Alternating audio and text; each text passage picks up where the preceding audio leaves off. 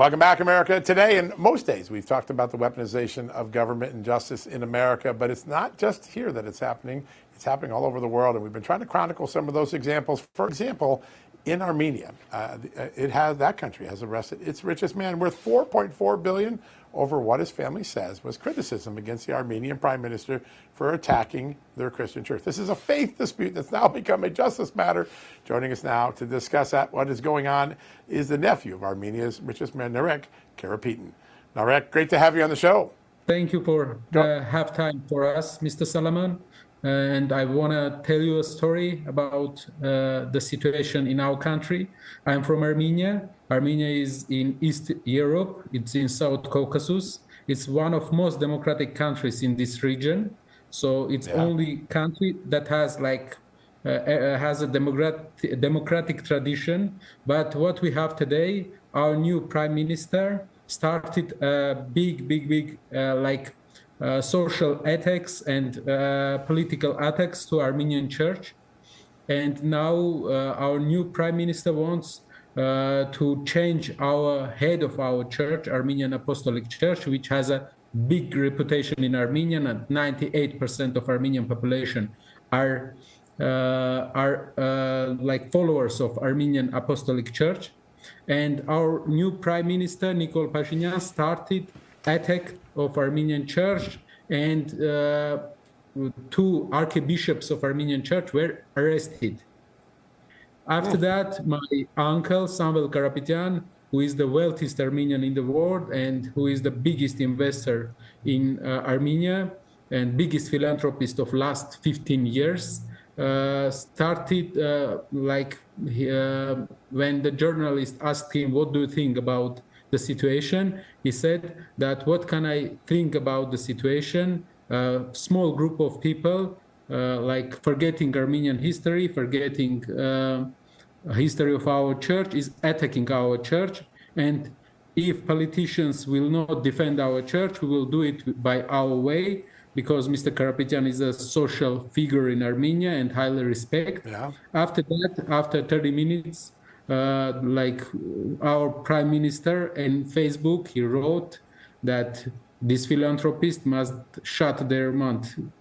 And he sent special forces to the house of Samvel Karapetyan to take him to jail.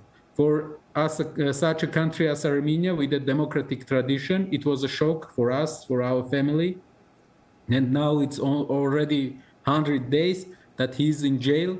And very many people, there were protests in Armenia, like 20,000 people were out and were defending Mr. Karapetyan and Armenian church. And now it's a situation that church and the biggest philanthropist in our country is in jail. The jail name is the jail name is KGB basement. It's like old communist jail, name KGB basement. So he's there in 14 square meters, like 100 days, but he's fighting for our rights and for our religious views, and he doesn't want to stop his way, and lose his old views, his political and religious views. So such situation we have here, and it's an amazing story. All right, we got about a minute left. I want to ask, what can we do in America? What's been the American government's response, and what can we do in America to right this? This is a gentleman that just spoke up in defense of his church in what's supposed to be a democratic country. Yeah. It was just 40 seconds interview, so everyone can see it. It's in YouTube. And what America can do.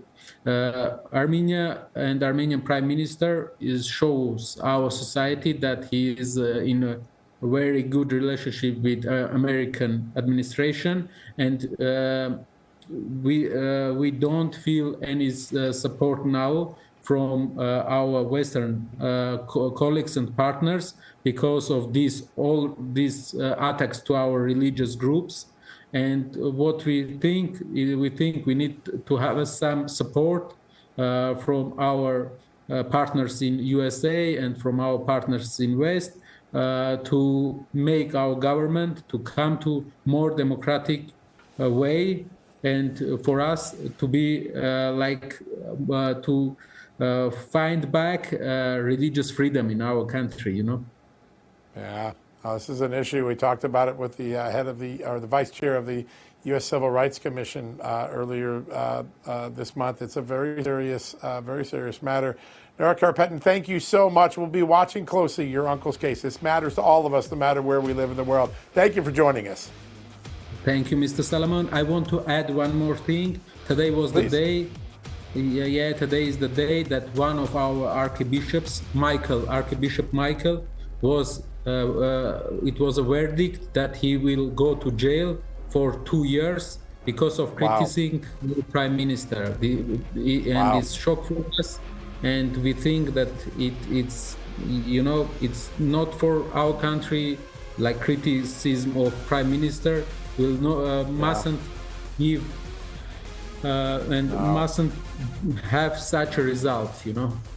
No, it's such an amazing thing. Direct. We'll keep a close on it. We got to wrap things up. I got to hand it off to my amazing colleague, Grant Stinchfeld. I'll take you to the next hour, folks. We'll be back Monday. Amanda will be here. We'll be back in our studios. Have a good night.